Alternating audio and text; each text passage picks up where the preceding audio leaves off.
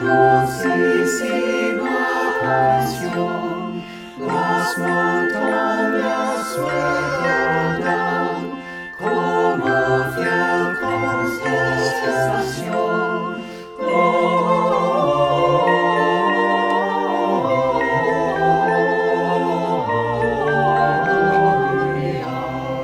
in excelsis Deo.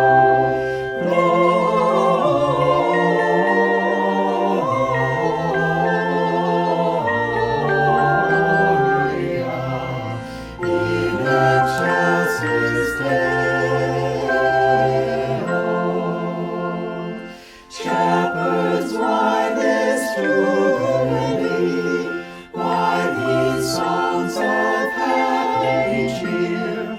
What great brightness did you see? What glad tidings did you hear?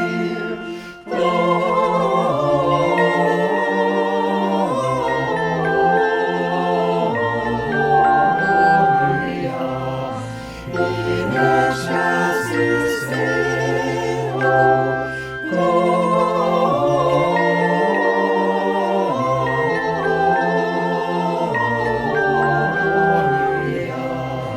in excelsis Deo. Veni pronto Belén para contemplar a Jesús, autor del bien, a recién nacido Rey. Gloria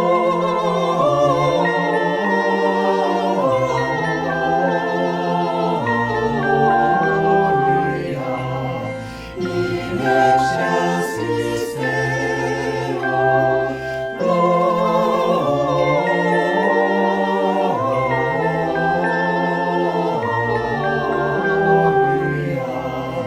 In excelsis Deo.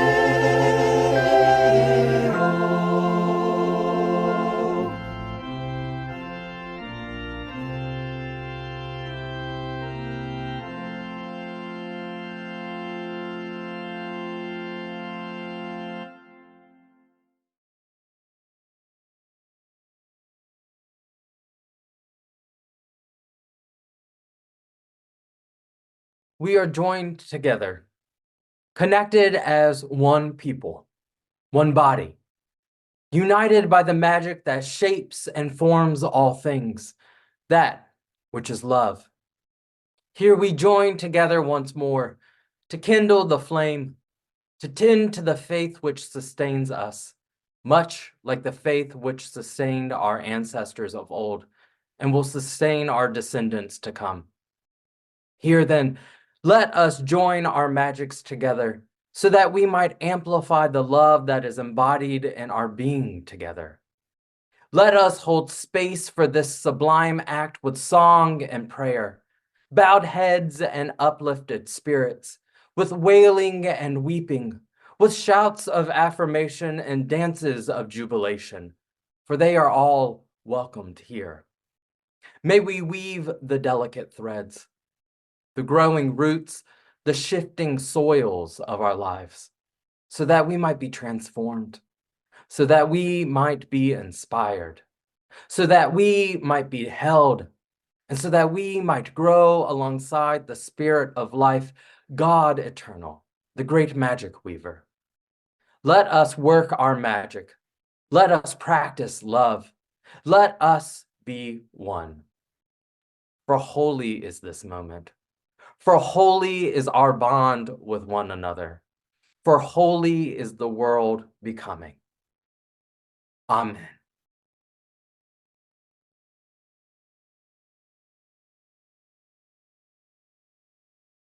Sweet Spirit of light and love, sweet Spirit of light and love, sweet Spirit of light and love, spread your wings and shelter me. Spirit of sweet Spirit of light and love.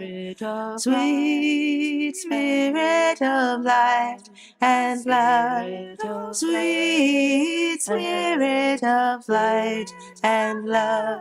Spread your wings and shelter me. Spirit of sweet Spirit of light and love. Sweet Spirit of light and love. Sweet Spirit of light and love. Spread your wings and shelter me. Good morning and welcome to the First Unitarian Universalist Church of San Diego, where we worship in the South Bay, in Hillcrest, and online. I am the Reverend Justine Sullivan, and I use the pronouns she and her. This morning, Sunday, December 31st, the morning of New Year's Eve, we are offering a special online service that was created by our Unitarian Universalist Association's worship team, with some pieces added in by our First UU ministers and staff team. This allows us to give most of our staff team a well-deserved day off. This morning's service features a sermon by our UUA President, the Reverend Dr. Sofía Betancourt. Buenos días y bienvenidos a la primera Iglesia Unitaria Universalista de San Diego, donde adoramos cada domingo en el South Bay, en Hillcrest y en línea. Me llamo Tony Bianca y uso el pronombre él. Una bienvenida muy especial y todos y todas. Our community is a vital, diverse, multi-generational congregation without borders, with a mission to create community, nurture spiritual growth, and act on our values to help heal our world. Somos una congregación compuesta de personas de distintas identidades racializadas y culturas, personas de diversas orientaciones sexuales e identidades de género, personas de varias habilidades mentales y físicas. We are creators of community and compassion, and though we can fall short, we are committed to practicing an affirming welcome to all. Con espíritu de reverencia, reconocemos que nos juntamos esta mañana en la tierra de los Kumeyaay, quienes continúan viviendo en todo su territorio. Al emprender este viaje juntos, mantengamos en nuestros corazones y mentes el pueblo Kumeyaay. In a spirit of reverence, we acknowledge that we gather this morning on the land of the Kumeyaay, who continue to live throughout their territories. May the light of this candle shine for our commitment to the Kumeyaay people and to justice and equity for Indigenous peoples everywhere.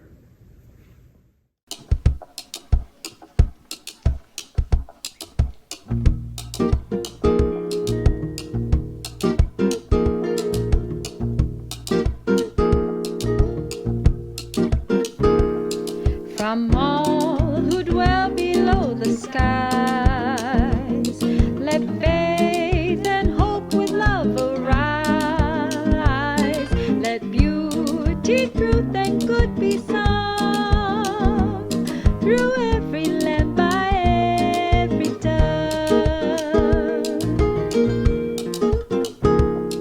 De todos bajo el gran sol surja esperanza, fe, amor, verdad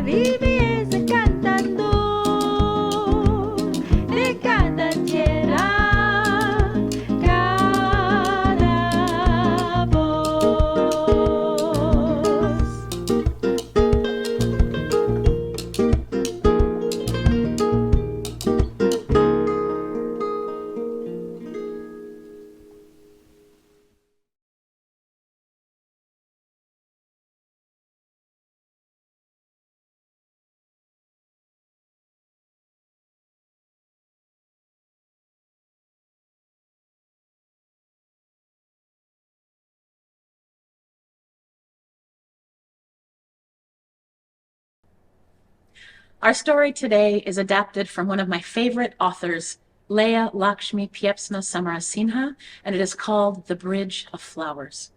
Now, I need you to know that this story is told in the voice of a young girl who loves her family very much. Here we go. I am quiet and I listen a lot, and that's why I get to tell this story. So here's what happened. My mom, Soraya, is a witch.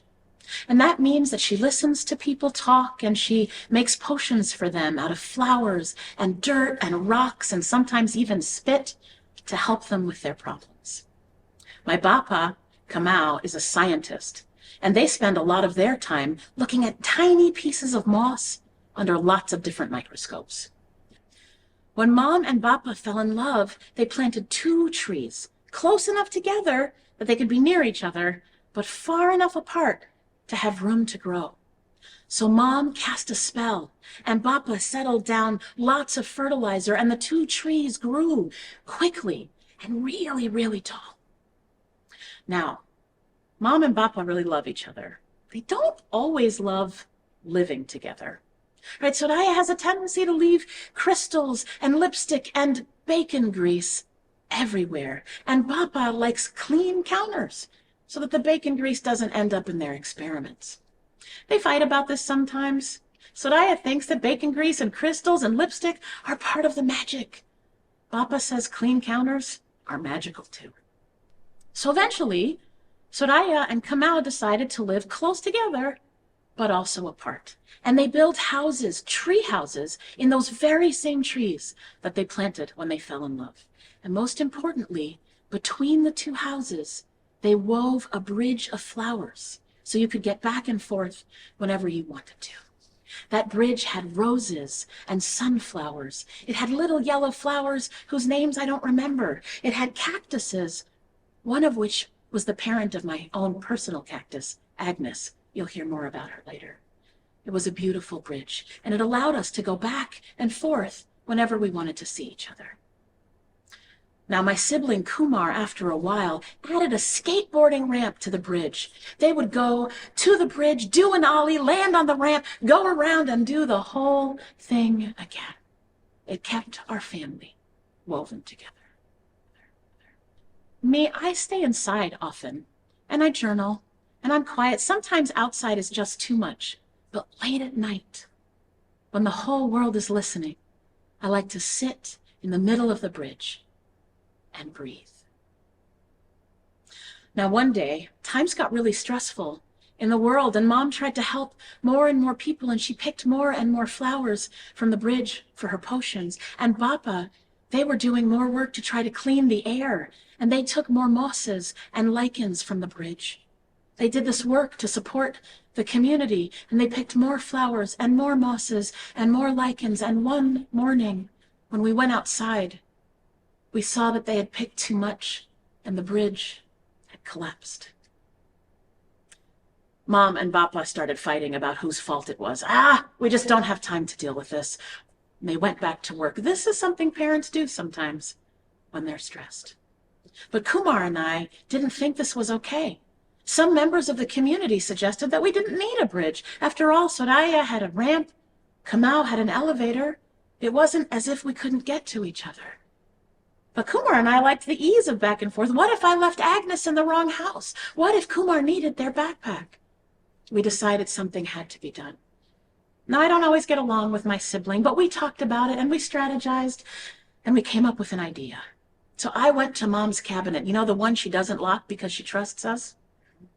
I took some of her magical honey and her special dirt and seeds, and Kumar took lichens and mosses from Papa's lab.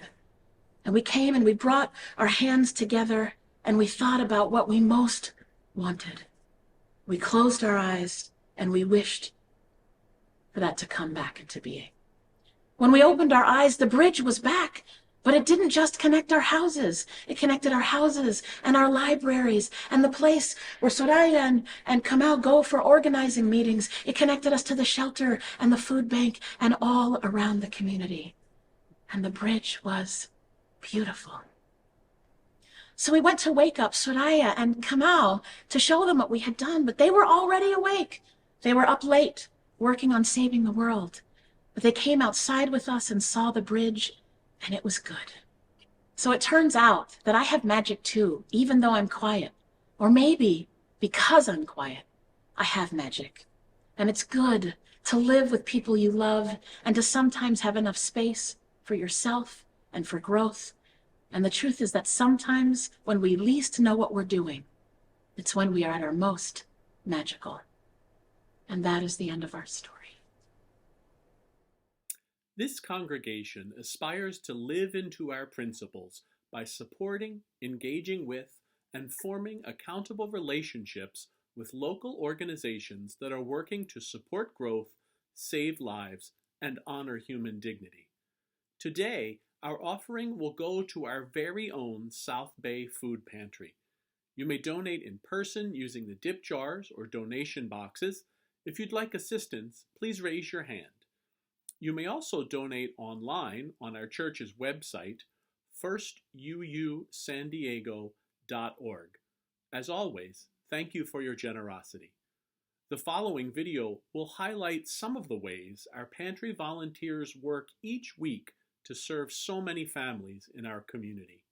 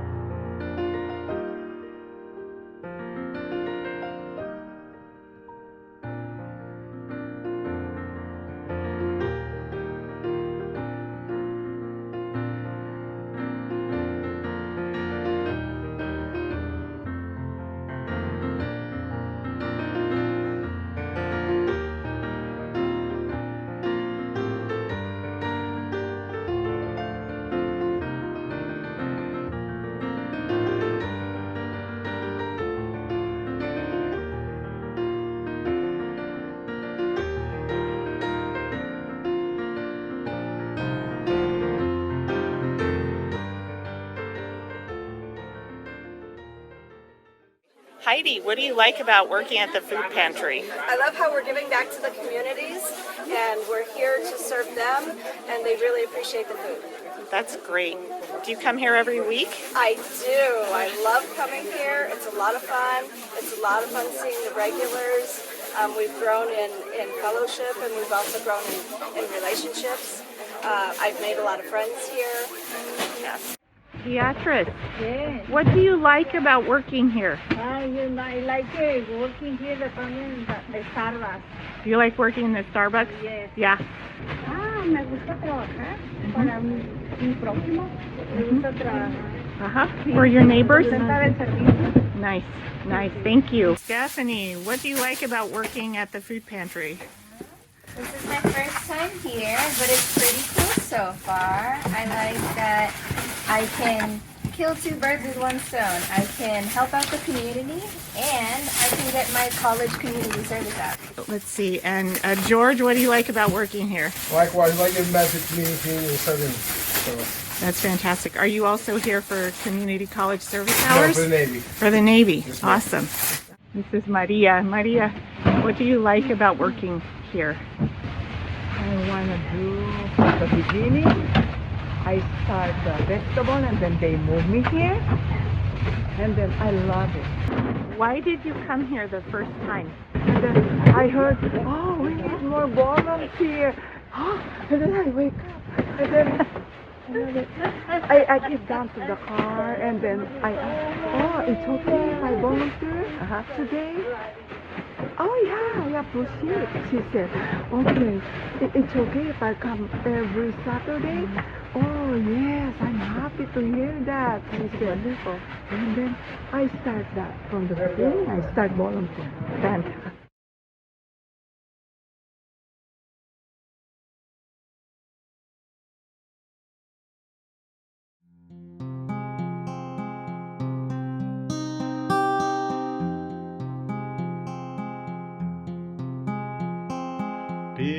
Building bridges between our divisions, I reach out to you. Will you reach out to me with all of our voices and all of our visions? Friends, we could make such sweet harmony.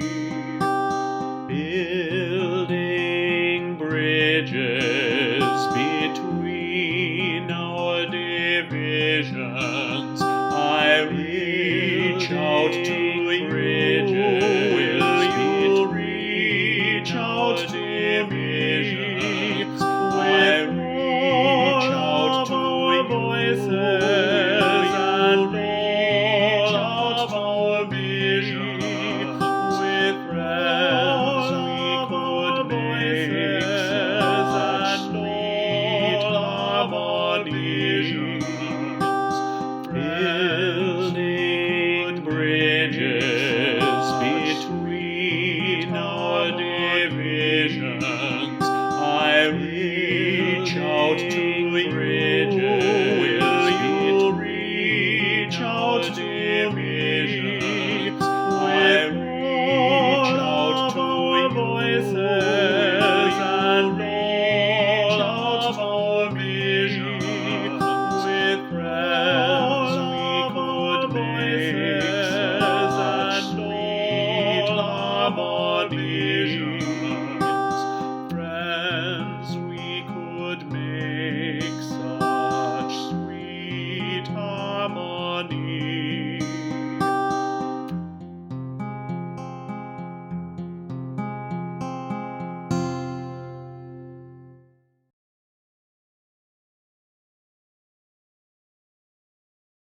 Beloveds, welcome.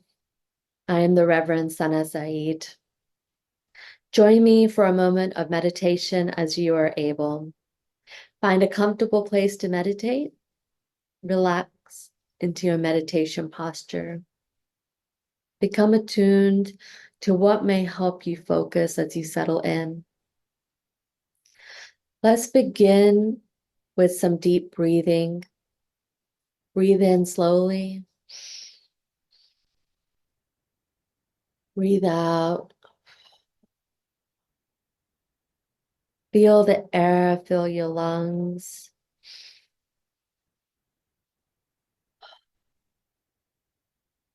Feel your belly expand.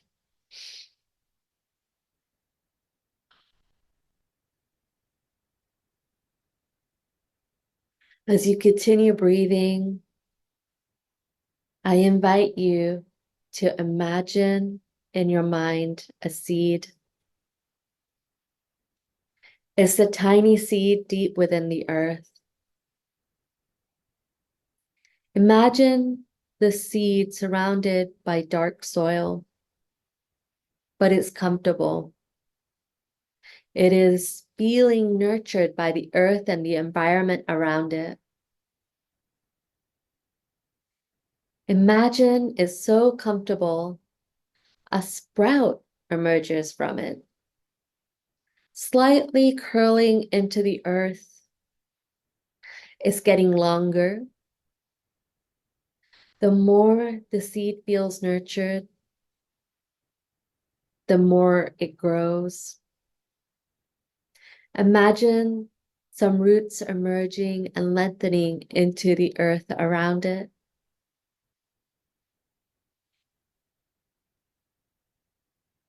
The roots begin to expand and grow longer from the seed, anchoring the seed to the earth around it. Imagine the seed feeling more rooted to the earth, feeling the potential to grow. The sprout begins to uncurl and grow longer in the other direction. It reaches the top of the earth and emerges into the garden. The sun is shining. There's a slight breeze in the air. Feeling deeply rooted to the earth, this seed, now a plant, begins to grow longer. Imagine as it's forming, tiny leaves emerge from its side. They begin to grow, getting bigger and wider. Then, from the center of the leaves, imagine a green stem emerging and growing longer. It has a bulb at its tip. As it grows longer, imagine in your mind the bulb unfolding and from its center emerging a yellow flower. It's a dandelion. Imagine it fully in bloom as the plant expands and grows. Then imagine the flower slowly transforming from yellow. Its structure is changing. It's becoming fuzzy like a cotton ball. Imagine the seeds emerging at the tip of the stem from the yellow flower. Imagine the seeds are delicately connected to the stem, ready to take flight with the wind. It's commonplace to make a wish on a dandelion and blow the seeds. Imagine now making a wish. I wonder if the wish is for yourself, for your community, or the world.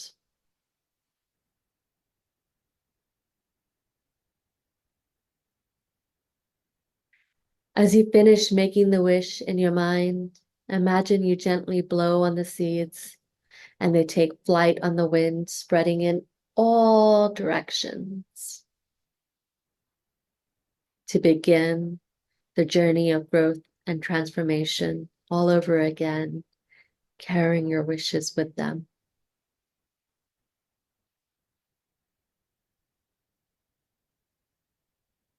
As you finish your meditation, I invite you to return to focusing on your breathing. Breathe in slowly. Breathe out. As you continue breathing, I invite you to return to the present when you are able.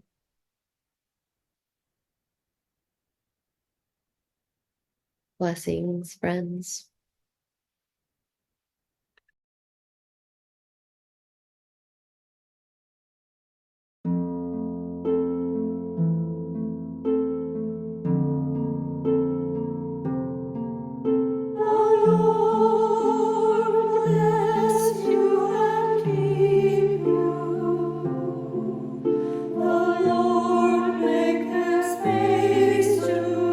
Shine upon you.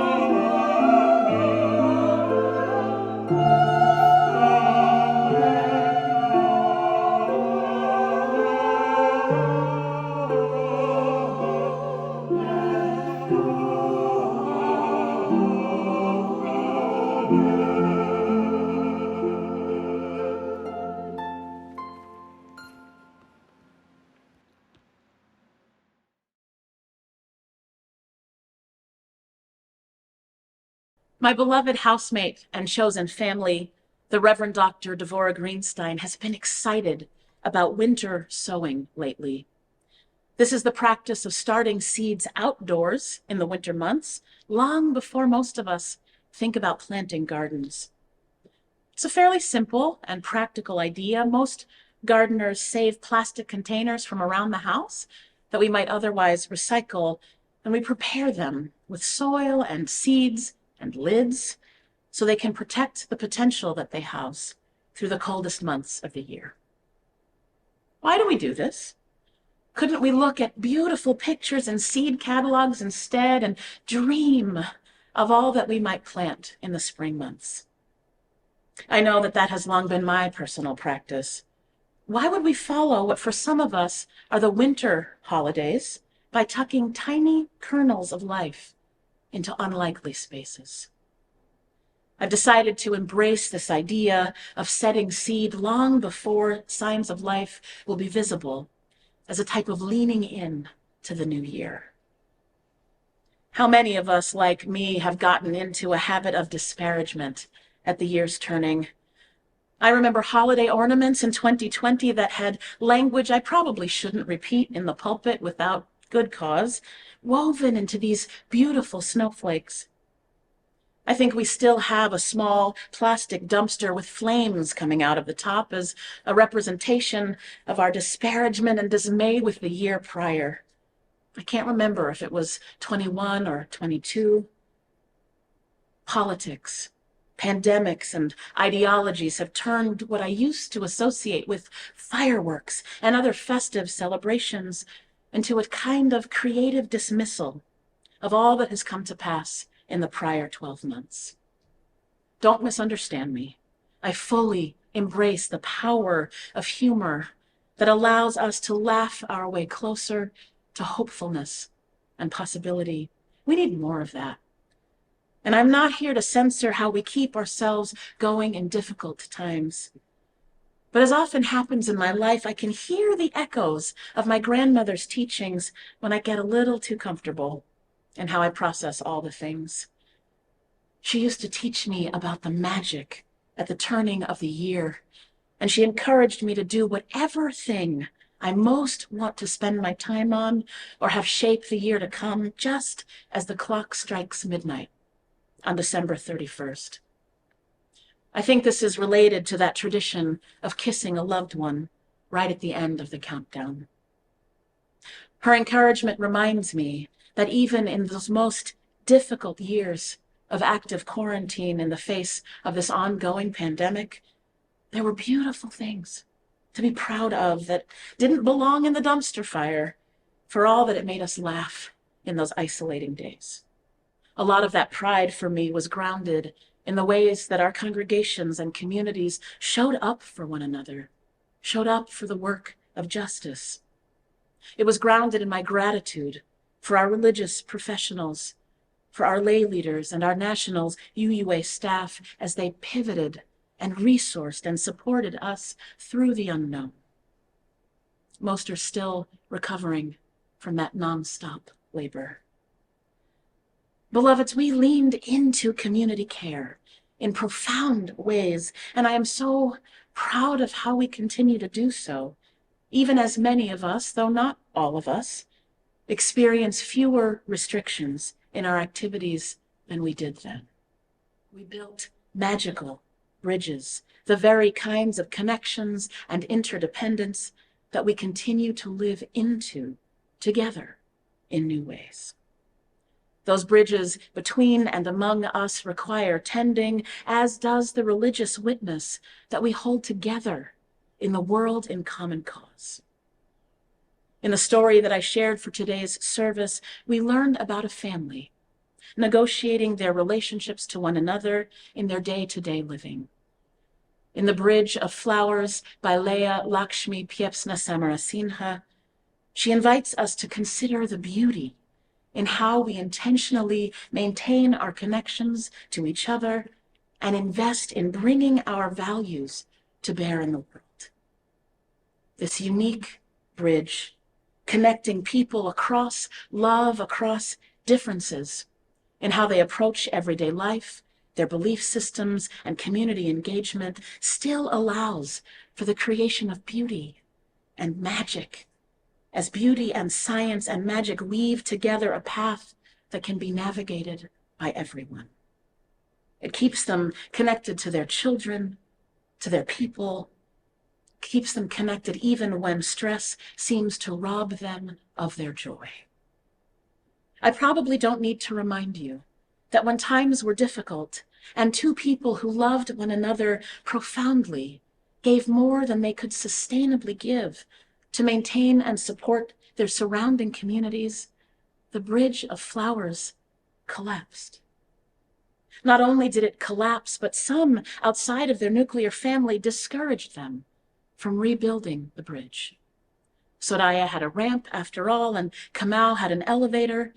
It wasn't as if they could no longer reach each other with enough effort, but the love at the center of their living space was missing, and it took beauty and magic from unexpected places to reweave the interdependence that had long nurtured that family. I can imagine my grandmother telling those children to hold the seeds and the dirt and the honey and the spores together at midnight at the turning of the year.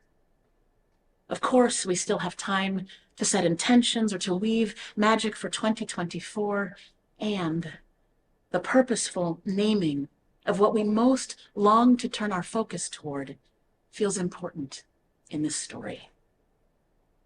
What are you most proud about from 2023? In what ways did your congregation or community encourage you to live more fully into all that you hold most precious in this past year? How did they surprise you? How did you surprise yourself? Imagine that the great potential of our liberal and liberating tradition could be nurtured through the coming months in something as simple as a reused gallon jug. Maybe there is soil in the surrounding area that is already adapted to the climate where you live, or maybe you have collected seeds from plants that have grown more savvy about their surroundings over the years. I believe that our Unitarian Universalist faith is uniquely suited to the work of justice, to showing up for the rights and freedom of all. We have everything we need to respond to these times, even in moments of devastation or fear, even when bombs fall, even when ideologies of hatred and separation are lauded around the nation, even when the bridge that holds our hopes and dreams manages somehow to fall. There is a power and a hopefulness in how each one of us can set our intentions for the coming year and not wait on sun or bird song or better weather to do the work of new growth. Right? Earth itself can cradle our dreaming as we gear up for all that is yet to come. To put those kinds of efforts at faithful living into another kind of theological context, I want to remind us of the writings of the Reverend Kenneth Patton on the Temple of Beauty. I consider Patton one of our modern Universalist theologians whose draw to universal religion was such that he theorized the idea of a religion for one world, and he worked to bring it into being at the Charles Street Meeting House in Boston. This was Patton's commitment, the seeds he planted into the great potential of our faith. For Patton, universalism needed to be expanded. It needed to be made large enough to become an expression that included a universal humanity, universal peace, universal welfare, universal health, universal freedom, universal security, universal science and understanding. I can imagine him reweaving a bridge of flowers with these words from his 1964 book, A Religion for One World, where in trying to describe for us how we might learn to live together in community with all of humankind, he writes, "This is one world. You are one humanity. Live therefore in peace and till the garden of the earth. Make your days and the years of your children a glad time upon the earth." Patton believed that religion, when drawn beyond the bounds of any one culture, any one expression, or any one group of people, contained within it the possibility of bringing into being all that is most right in the world. So here, goodness, freedom, justice, understanding, kindness, consideration, and the dismantling of discrimination and prejudice all reach their most noble, compassionate, and complete dignity, grace, and power. It's a lot to expect from one universal tradition. But Patton believed that the potential for this possibility lay within reach, if only we could learn and find good ways to describe it and to teach ourselves how to recognize it in its echoes through human art and human culture. Now, I know that we have learned a great deal about the dangers of trying to define one big T truth that is available for all people. Right? It's not the availability that is the issue. It's the likelihood that one dominant group's perspective will be elevated as the ultimate goal to the erasure of all other cultural and communal expressions. That is not what Patton is calling for. But still we know, right, to hold ourselves accountable to the impact of power in those scenarios. But what I most want to hold on to from Patton's thinking is the very practical idea that liberals need good language and ideals to describe the things that we most long to bring into being. Our very pluralistic approach to Unitarian Universalism can make agreeing on shared language difficult, and without it, it's hard to collaborate with one another or to hold on to all that we hold dear. For Patton, the highest ideal that we can strive for in all of our efforts is beauty. I don't think he meant that in a temporary or frivolous or vain kind of a way. He writes that unlike goodness or truth, words that we often lift as ideals in our tradition, beauty includes the highest expression of our values. Right? He argues that there can be truth that is not beautiful, goodness that is not beautiful, but that beauty as its core is both truthful and good. And he reminds us that every expression of beauty born of our human interconnections serves as a kind of prophetic witness to what might best heal this world. Patton calls us to build temples of beauty. For me, those would probably take the form of gardens, and to fill them with everything that will preach our greatest ideals on our behalf. So what beauty do you most want to call into being in 2024? How are your congregations and your communities leaning into all that is most needed in this coming year?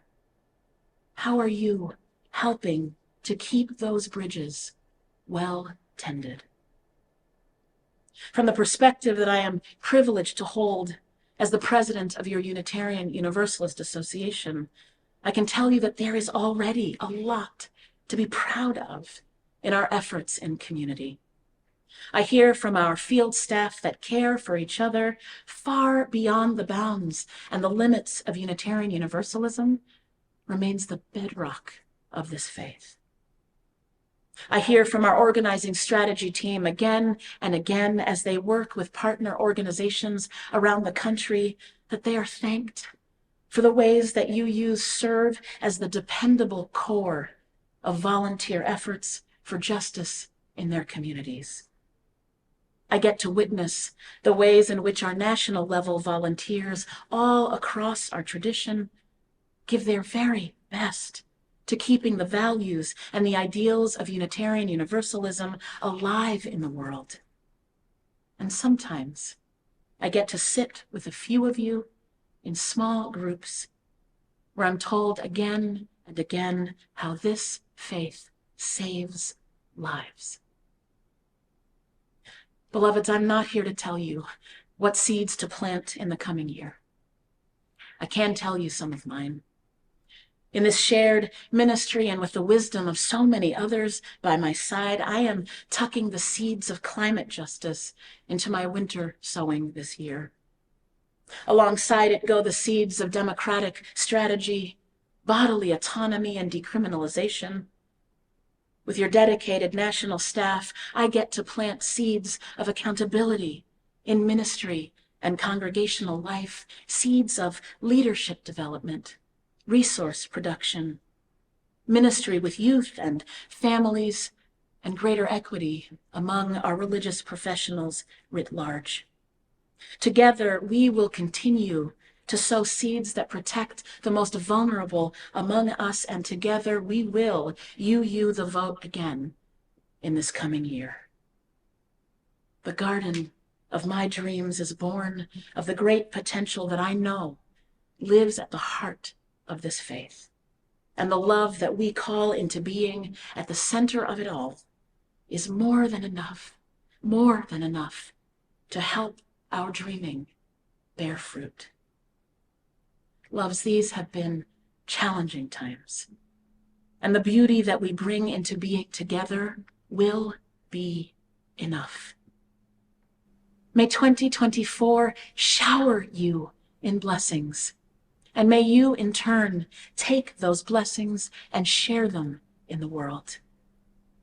Thank you for all that you are and for all that you will yet do. May it be so. Amen. Ashe, and blessed be.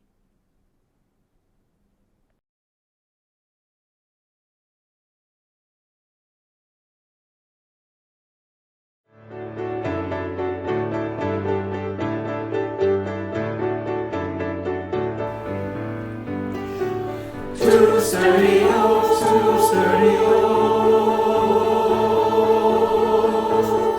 I meet which side by side withstand the winter storm,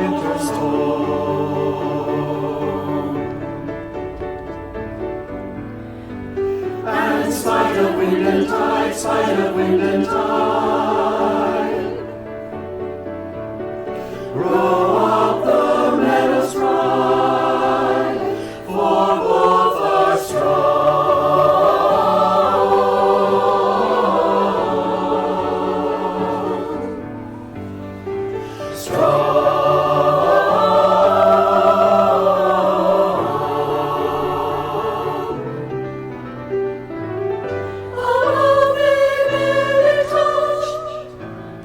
but undermined down to their deepest source, admiring you shall find. Their roots are intertwined,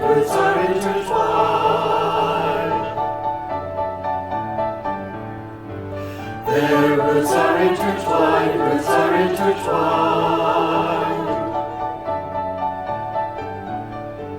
inseparably.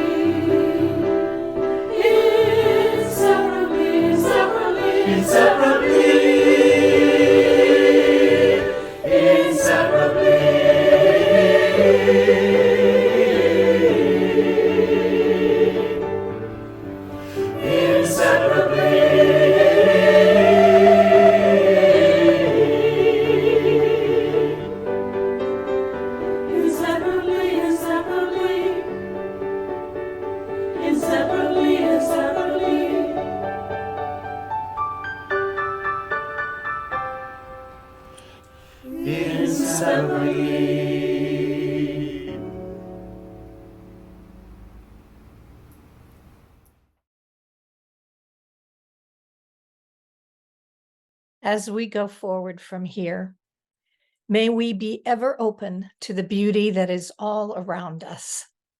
May we remember that the mighty oak can be found in the smallest acorn, and may we find hope where there appears none.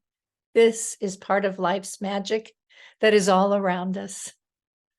May we find strength by having faith that we are surrounded by beauty, oneness, love, connection, and the magic that is life.